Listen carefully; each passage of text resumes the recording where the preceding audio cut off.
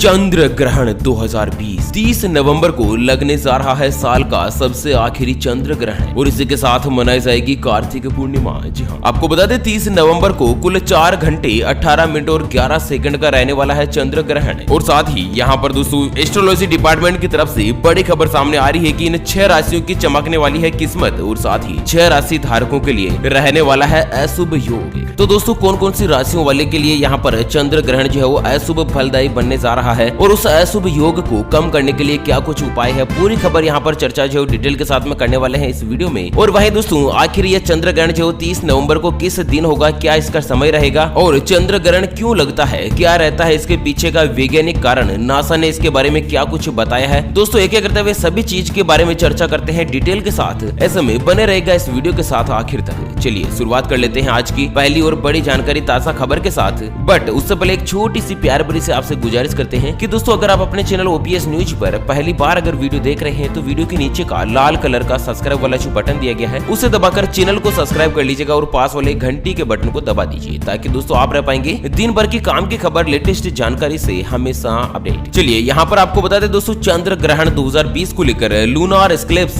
2020 को लेकर जो बड़ा अपडेट सामने आ रहा है कि इस साल का आखिरी चंद्र ग्रहण 30 नवंबर को लगने वाला है। भारत देश में चंद्र ग्रहण का जो समय है वो दोपहर 1:04 से शुरू हो जाएगा, जो कि दोस्तों शाम 5:22 पर समाप्त होगा। कार्तिक महीने की पूर्णिमा यानी कि दोस्तों सोमवार के दिन लगने वाला चंद्र ग्रहण रोहिणी नक्षत्र और वृषभ राशि के अंतर्गत लगेगा। सबसे महत्वपूर्ण क्या है दोस्तों कि इस साल चंद्र ग्रहण और कार्तिक पूर्णिमा दोनों ही एक साथ मनाई जा रही है। यहाँ पर चंद्र ग्रहण ब्रह्मांड की एक खगोलीय घटना है और ये पृथ्वी से मीलों दूर घटित होती है, लेकिन इसके बावजूद इसका जो असर है ना वो मानव जीवन पर पड़ता है। सृष्टि के जीवन पर भी इसका असर दिखाई देता है। राशि के अनुसार लोग प्रभावित होते हैं और ग्रहण के दौरान निकलने वाली प्रदूषित किरणों का भी विपरीत प्रभाव मानव जीवन पर पड़ता है। किसी भी ग्रहण का सबसे ज्यादा असर गर्भवती माताओं और बहनों के साथ ही बच्चों पर देखा जाता है और इसका सीधा असर व्यक्ति के मन पर पड़ेगा, क्योंकि चंद्रमा को मन का कारक भी माना जाता है। आपको बता दें कार्तिक महीने का सबसे आखिरी दिन होता है कार्तिक पूर्णिमा का, जिसके अंतर्गत स्नान और दान इसके लिहाज से यह जो दिन है वो बहुत ही ज्यादा महत्वपूर्ण होता है। और इस बार कार्तिक पूर्णिमा दो तरह से बहुत ही ज्यादा महत्वपूर्ण है। कार्तिक पूर्णिमा एक तरफ जहाँ पर चंद्र ग्रहण लग रहा है तो वहीं दो शुभ संयोग भी इस पूर्णिमा की ओर पावन बना रहे हैं। स्वार्थ सिद्धि योग और वर्तमान योग इस बार दोस्तों कार्तिक पूर्णिमा के दिन ही रहेंगे। चलिए जानते दोस्तों कि चंद्र ग्रहण आखिर क्यों लगता है और भारत में कहां कहां पर दिखाई देगा, भारत के अलावा और कौन कौन से जगह पर भी दिखाई देगा, पूरी डिटेल जानते हैं यहाँ पर। सबसे पहले चंद्र ग्रहण की तारीख और समय के बारे में बात करें तो ग्रहण का जो प्रारंभ होगा वो 30 नवंबर 2020 सोमवार की दोपहर 1:04 से रहेगा और ग्रहण का मध्य काल यानी कि सबसे ज्यादा प्रभाव जो पड़ेगा ना वो 3:13 पर रहेगा और ग्रहण जो है ना वो 30 नवंबर 2020 की शाम 5:22 पर समाप्त हो जाएगा। चलिए आखिर क्यों लगता है चंद्र ग्रहण, क्या है इससे जुड़ी धार्मिक और वैज्ञानिक बातें। तो दोस्तों साल 2020 का जो अंतिम चंद्र ग्रहण वो 30 नवंबर को लगने वाला है और वैज्ञानिक भाषा की अगर बात करें तो चंद्र ग्रहण एक खगोलीय घटना है जो तब घटित होती है जब चंद्रमा पृथ्वी की छाया से गुजरता है। आसान से भाषा में कि जब सूर्य और चांद के बीच पृथ्वी आ जाती है ना तब चंद्रमा पर प्रकाश पड़ना बंद हो जाता है और उसे ही चंद्र ग्रहण कहा जाता है। चलिए चंद्र ग्रहण के रिगार्डिंग नासा क्या कहता है तो चांद धरती के चक्कर लगाता है और धरती सूरज के चक्कर लगाती है। जब भी धरती सीधे तौर पर सूरज और चांद के बीच में आ जाती है ना तो वह चांद पर पड़ रही रोशनी को रोक देती है, जिससे कि धरती की परछाई चांद पर पड़ती है और यही चंद्र ग्रहण कहलाता है। ये तो दोस्तों यहाँ पर वैज्ञानिक कारण है, इसका वैज्ञानिक कुछ महत्वपूर्ण दृष्टिकोण है। अगर धार्मिक दृष्टि से अगर बात करें, ज्योतिष की दृष्टि से अगर चंद्र ग्रहण के बारे में बात करें तो दोस्तों समुद्र मंथन के दौरान जब देव और दानवों में कुछ विवाद हो गया था तो इसको हल करने के लिए भगवान विष्णु ने मोहिनी का रूप धारण किया था। उन्होंने देवता और असुर यानी कि जो दानव होते हैं ना राक्षस प्रवृत्ति के सभी प्रवृत्ति के लोगों को अलग अलग बैठा दिया, लेकिन धोखे से राहु ने अमृत चख लिया था। तब चंद्रमा और सूर्य ने यह बात विष्णु को बताई थी। विष्णु ने सुदर्शन चक्र से राहु का सिर धड़ से अलग कर दिया था, परंतु अमृत चखने की वजह से वो मरा नहीं था और उसका सिर वाला भाग राहु और धड़ से अलग रहने वाला भाग केतु के नाम से जाना गया और इसी वजह से राहु और केतु सूर्य और चंद्रमा को अपना शत्रु मानते हैं और पूर्णिमा के दिन चंद्रमा को ढक लेते हैं। इसे ही चंद्र ग्रहण कहा जाता है। मतलब दोस्तों धार्मिक ज्योतिष दृष्टिकोण में इस तरह की कुछ मान्यता जो बनी गई है और ये जो इस साल का आखिरी चंद्र ग्रहण है ना वो 4 घंटे 18 मिनट और 11 सेकंड पर रहेगा, 3:13 पर यह समाप्त हो जाएगा। अच्छा इसका सूतक काल आखिर कब लगेगा तो 30 नवंबर को पड़ने वाला ग्रहण जो उपछाया चंद्र ग्रहण है और धार्मिक मान्यताओं के अनुसार उपछाया चंद्र ग्रहण का कोई भी सूतक काल नहीं लगता है। आपके दिमाग में आ रहा होगा कि यार ओपीएस भाई आखिर ये उपछाया चंद्र ग्रहण क्या होता है। तो जब धरती की वास्तविक छाया पर ना जाकर चंद्रमा उसकी उपछाया से लौट जाती है तो इसे ही उपछाया चंद्र ग्रहण कहते हैं और इसी स्थिति में चांद पर एक धुंधली परत भी नजर आ सकती है। चंद्र ग्रहण 3 प्रकार के होते हैं। पहला होता है फुल चंद्र ग्रहण, दूसरा आंशिक और तीसरा होता है उप उपछाया चंद्र ग्रहण, ठीक है ना। चलिए चंद्र ग्रहण और यहाँ पर राशि के अगर संबंध के बारे में चर्चा करते हैं तो दोस्तों सबसे पहले जानते हैं मिथुन राशि के जातक के बारे में। तो चंद्र ग्रहण का विपरीत प्रभाव मिथुन राशि के जातकों के ऊपर पड़ सकता है। इस दौरान मानसिक तनाव झेलना पड़ सकता है, कार्यों में देरी भी हो सकती है, इसलिए आपको धैर्य बनाए रखना होगा। किसी भी के भी साथ आपत्तिजनक शब्दों का प्रयोग नहीं करें, सभी के साथ प्यार से बातचीत करें और पारिवारिक जीवन में घर के किसी भी सदस्य की खराब सेहत को लेकर चिंता बनी रह सकती है। कन्या राशि की बात करते हैं दोस्तों, एक एक करते हुए 12 राशियों की ओर करते हैं चर्चा इस चंद्र ग्रहण के दौरान पड़ने वाले प्रभाव की तरफ। लेकिन दोस्तों आपके नाम का पहला अक्षर क्या है? जैसे कि आपका नाम गोपाल है तो पहला अक्षर आता है जी, सुरेंद्र है तो पहला अक्षर आता है एस। ऐसे आपके नाम का पहला अक्षर क्या है दोस्तों, हमें वीडियो के नीचे कमेंट बॉक्स में जरूर बताइएगा। चलिए कन्या राशि की बात करें तो कन्या राशि के जातकों पर चंद्र ग्रहण का विपरीत असर पड़ सकता है। खासकर इस दौरान आपको कार्य क्षेत्र में परेशानियों का सामना करना पड़ सकता है और जो लोग जॉब करते हैं, किसी अन्य के यहाँ पर नौकरी करते हैं और बड़ी जिम्मेदारी संभाल रहे हैं ना, उन्हें कुछ परेशानी का सामना भी करना पड़ सकता है। चंद्र ग्रहण के दौरान अपनी भाषा यानी कि वाणी पर आपको नियंत्रण रखना चाहिए। कन्या राशि के जातकों को गायत्री मंत्र जाप करने की सलाह दी गई है इस चंद्र ग्रहण के दौरान। और वहीं धनु राशि के जातक अपनी सेहत के रूप में विशेष रूप से ध्यान रखें। आर्थिक लेन देन में सावधानी बरतने की जरूरत होगी, अन्यथा आपको भारी नुकसान उठाना पड़ सकता है। इस तरह से धनु राशि के लिए भी एक अशुभ फलदायी है, ठीक है ना। मतलब दोस्तों ये जो 3 राशि है ना, कन्या राशि, धनु राशि और मिथुन राशि, इन तीनों राशियों के लिए चंद्र ग्रहण जो है वो अशुभ फल देने वाला है। अच्छा, मिथुन राशि का अशुभ फल प्रभाव खत्म करने के लिए आपको चंद्र ग्रह के बीज मंत्र का जाप करना चाहिए। कन्या राशि वालों को गायत्री मंत्र का जाप करना चाहिए और धनु राशि वालों को चंद्र के वैदिक मंत्र का जाप करना चाहिए, जिससे कि दोस्तों इसका जो असर होगा ना वो खत्म हो जाएगा। अशुभ असर जो इसका बुरा असर होगा वो खत्म हो जाएगा। चलिए चंद्र ग्रहण के दिन दोस्तों क्या क्या करना चाहिए, तो ज्योतिषाचार्य अनिश जी व्यास ने बताया कि इस दिन दान और गंगा स्नान करने का विशेष महत्व माना गया है। मान्यता है कि इस दिन दान करने से, गंगा में डुबकी लगाने से विशेष पुण्य की प्राप्ति होगी है और दोस्तों पापों का नाश होता है। इस दिन देव दीपावली मनाने की भी परंपरा है। कार्तिक महीने में दोस्तों हिंदू धर्म में बेहद ही खास माना जाता है और इस पूरे महीने में भगवान विष्णु और माता लक्ष्मी की पूजा अर्चना की जाती है। कार्तिक महीने का समापन पूर्णिमा के साथ ही होता है और इस साल पूर्णिमा जो 30 नवंबर को है। कार्तिक पूर्णिमा और चंद्रग्रहण दोनों एक साथ है और देव दीपावली का त्योहार भी इस दिन मनाया जाता है। दीपक दान करने की परंपरा इस दिन बनी हुई है दोस्तों, आपको दीपक का दान करना चाहिए। तो इस तरह से ज्योतिष शास्त्र के मुताबिक दोस्तों चंद्रग्रहण जो है ना वो आपको कुछ शुभ फल दे सकता है अगर आप ये काम करते हैं तो। अच्छा, विशेष रूप से गर्भवती माताओं बहनों को दोस्तों चंद्रग्रहण के दिन घर से बाहर नहीं निकलना चाहिए। अच्छा, चंद्रग्रहण आप नंगी आंखों से देख सकते हैं या नहीं, तो आपको बता दें ये एक उपछाया चंद्रग्रहण है, इसका कोई भी बुरा प्रभाव नहीं पड़ेगा आपकी आंखों पर, आपकी दृष्टि पर रोशनी पर। ऐसे में आप चंद्रग्रहण जो है ना वो नंगी आंखों से भी देख सकते हैं, ठीक है ना। और आखिर में आपको बता दें कि चंद्रग्रहण का जो लाइव अपडेट्स है ना वो हम आपके अपने चैनल ओपीएस न्यूज पर बिल्कुल लाइव प्रसारण दिखाएंगे। ऐसे में आपने ओपीएस न्यूज को सब्सक्राइब नहीं किया है तो सब्सक्राइब करके जुड़ सकते हैं, ताकि जब चंद्रग्रहण होगा ना तो आपके मोबाइल पर एक नोटिफिकेशन आ जाएगा कि ओपीएस न्यूज ने चंद्रग्रहण को लाइव चला दिया है, दिखा दिया है। वही दोस्तों जैसे कि सूर्य ग्रहण या चंद्रग्रहण होता है ना तो गर्भवती माताओं बहनों को विशेष रूप से सावधानी रखने की सलाह दी जाती है, ताकि दोस्तों उनके शिशु पर कोई भी बुरा प्रभाव नहीं पड़ता है, बुरी शक्तियों का योग जो है नहीं होता है। चंद्रग्रहण के दिन गर्भवती माताएं बहनें अगर कुछ भी सावधानी नहीं रखती है ना तो शिशु को कुछ बुरा प्रभाव हो जाता है। जैसे कि दोस्तों चंद्रग्रहण के दिन सिलाई नहीं करनी चाहिए, चाकू वगैरह का इस्तेमाल नहीं करना चाहिए, विशेष रूप से गर्भवती माताओं बहनों को। तो इस तरह से आपको सावधानी बनाए रखनी है, ठीक है ना। तो फिलहाल इस वीडियो को यहीं पर देते हैं विराम, फिर से होते हैं हाजिर एक और नई और ताजा तरीन जानकारी के साथ। तब तक के लिए जय हिंद, जय भारत, जय